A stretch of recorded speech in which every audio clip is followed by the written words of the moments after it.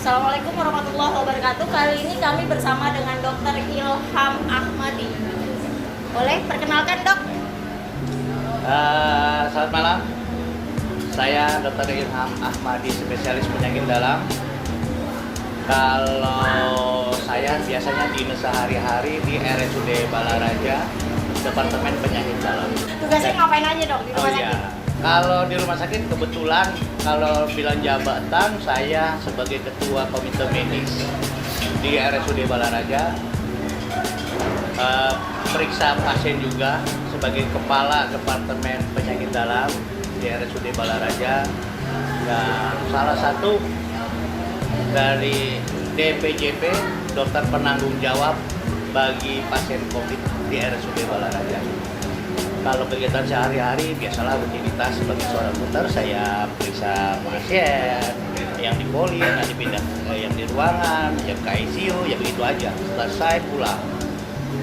Paling kegiatannya hanya itu aja, rutinitas rutin. Dok, ngomongin Ya. soal masalah vaksin, soal masalah COVID-19 ya. Vaksin COVID ya. Ya, kita kan sudah hampir 2 tahun ini mengalami pandemi COVID-19, Dok. Upaya pemerintah adalah terus-menerus berupaya membumi hanguskan lah COVID dari bumi Indonesia dengan memberikan vaksinasi dosis 1, dosis 2. Ini ada lagi nih, muncul lagi varian baru. Akhirnya pemerintah menambahkan dosis baru, yaitu booster. Tanggapan dokter sebagai dokter ahli spesialis penyakit dalam, perlu nggak sih dosis tambahan tersebut, Dok? Boosternya ya. Boosternya. Sebelumnya kita cerita dulu ya tentang kenapa sih sampai divaksin 2 kali, 3 kali gitu. Jadi pada saat awal terjadinya COVID, di mana kita bingung untuk mencari obatnya. Sampai saat ini sebenarnya virus itu belum ketemu nih obatnya yang benar untuk antivirusnya. Jadi yang terbaik untuk virus adalah pencegahan supaya jangan sampai sakit. Pencegahan ada sifatnya seluler atau humoral. Ya, dengan kata lain, kalau kita belum bisa mencari obat yang tepat, ya kita harus mencegah jangan sampai kita sakit. Dibentuklah vaksin. Nah, karena vaksin ini dibuat setelah sudah banyak orang yang terkena, barulah dibuat vaksin dari yang bekas yang sakit-sakit itu, virusnya yang dilemahkan. Jadi vaksin itu pada dasarnya ada 2 macam vaksinnya. Vaksin ada virus yang dilemahkan atau ada yang dibuat dari komponen virus yang dimasukkan ke dalam badan kita. Jadi 2 kurang lebih seperti itu, masing-masing tuh jenisnya. Dan setelah divaksin, ternyata pada saat vaksin yang pertama, daya tahan tubuhnya yang disuntikin itu nggak terlalu signifikan naiknya daya tahan kekebalannya terhadap virus. Akhirnya suntik lagi lah yang kedua. Suntikan lagi yang kedua, lumayan tuh daya tahannya bisa mencapai 90% lebih setelah divaksin yang kedua terhadap virus COVID-19. Tapi karena sifat dasar dari virus adalah berubah atau mutasi. Nah, yang disayangkan mutasinya itulah, timbullah lagi lah mutasi. Keluar varian baru lagi, banyak macam-macamnya. Cuman yang terkenal yang Omicron ini. Ya. Nah, timbullah varian yang Omicron ini, daya bunuhnya tidak seberapa dibandingin yang sebelum, varian yang sebelumnya kayak Delta ya. Itu kan daya bunuhnya gawat ya. Kita tahu lah, hampir setiap malam aja ambulan di tetangga kita udah pada, tetangga kita ada yang meninggal sana, sebelah sini ada yang meninggal gitu. Nah, kalau yang varian Omicron ini, dia itu cepat sekali nyebarnya. Dari Baida nanti ke saya cepat sekali, terus nyebar kemana-mana. Tapi daya bunuhnya tidak separah waktu pada saat yang di Delta itu. Nah, atas dasar penyebaran yang cepat inilah dikhawatirkan, dibuktikan bahwa yang sudah pernah sekali atau 2 kali vaksin aja masih sering kena terhadap Omicron ini. Tadi mutasinya cukup parah, jadi cukup hebat virus ini mutasinya, akhirnya dibuatlah booster. Harapannya booster adalah supaya jangan sampai terkena lagi nih. Dan terus terang saya sendiri udah booster yang ketiga, tetap saja tuh Omicron mengena saya. Ya, jadi ya mau bilang apa? Tapi untungnya gejalanya memang Omicron ini gejalanya nggak seberat berat kayak Delta.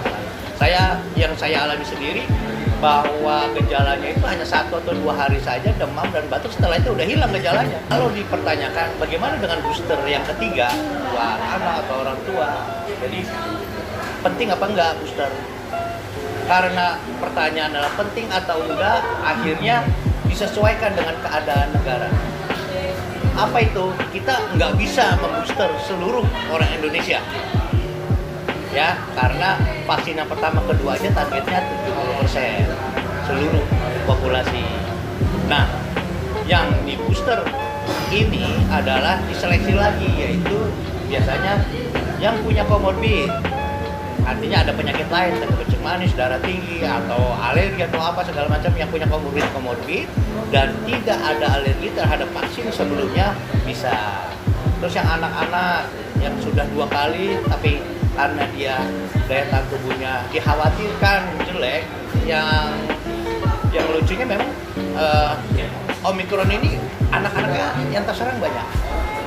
Jadi anak-anak pun diberikan untuk malah lebih banyak menyerang usia anak-anak ya? Iya, artinya maksudnya kebetulan anak yang kena dari Omikron ini lebih banyak daripada yang seri yang kemarin gitu. Daripada yang Delta? Ya, terutama memang data di rumah sakit kami ya. Gitu. Perbandingannya kalau dulu yang dewasa sampai sekian ratus, anaknya ada sekian puluh gitu ya. Sekarang anaknya sekian puluh, yang dewasa juga hampir sekian puluh gitu. Perbandingannya dia bersama. Walaupun tetap banyak yang dewasa, tapi anak ini perbandingan yang sebelumnya ini lebih banyak. Ini lebih banyak ya? Varian ini lebih banyak Omicron dibanding yang Delta ya dok? Delta dan yang lain-lainnya, Alpha, Beta gitu ya. Itu lebih bagus di usia berapa sih dok mulai diberikan dosis tambahan booster ini sendiri? Kan kalau kita ketahui bahwa vaksinasi saja baru mulai dari umur 6 tahun ya. Jadi ya setelah itu yang baru boleh.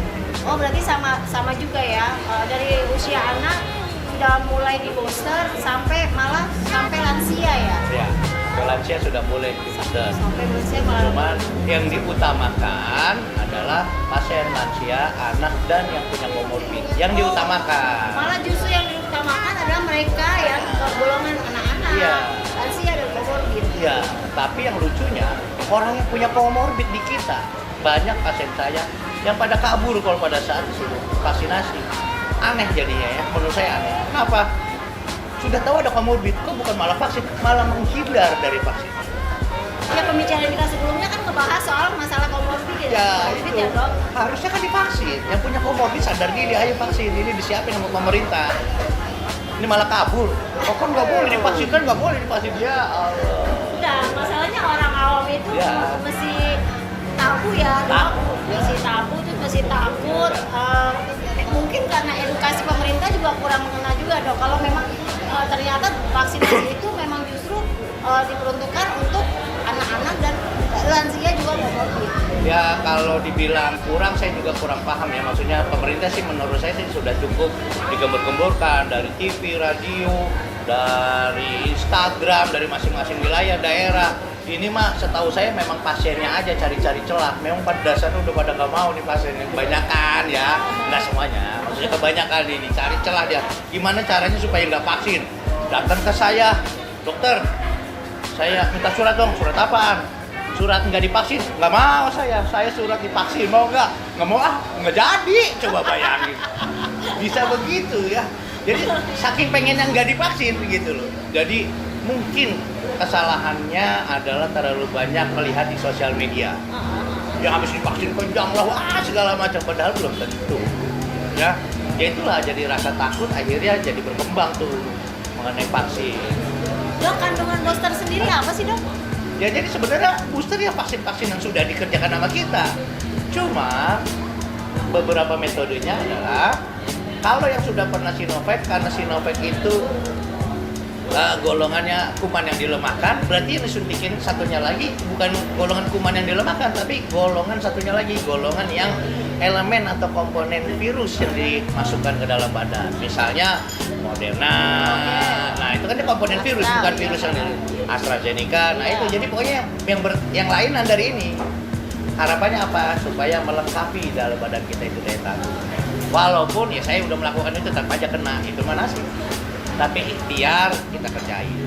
Kasih ajakan dok, dokter kan memang bidangnya di Iya, kesehatan iya. yang mumpuni untuk menjawab masalah vaksin dan Iya. menjawab masalah ketakutan para komorbid untuk divaksin. Boleh dok? Ya, jadi buat teman-teman, saudara-saudara saya, adik-adik saya, kakak-kakak saya, semualah tetangga saya, yang belum divaksin silahkan divaksin. Yang sudah divaksin silahkan di booster. Harusnya adalah setiap yang punya komorbid dilakukan vaksinasi. Bukan yang punya komorbid malah takut. Jangan takut. Karena apa yang nanti dikerjakan itu, dilakukan itu nggak seperti yang dibayanginnya itu loh. Kebanyakan ngebayanginnya udah jelek. Saya udah sosial media kadang-kadang suka berlebihan menyampaikannya. Jadi pinter-pinternya menilai. Jadi tetap saran saya, ayo vaksinasi, yang belum vaksinasi divaksinasi, yang sudah vaksinasi dilengkapi sampai di booster, kerjakan semuanya. Setelah kita kerjakan itu namanya kita ikhtiar. Kalau kita sudah ikhtiar, kejadian berikutnya ya terserah Tuhan mau ngasih kita apa. Yang penting ikhtiarnya dulu. Booster ya, awas kalau enggak. Vaksin ya,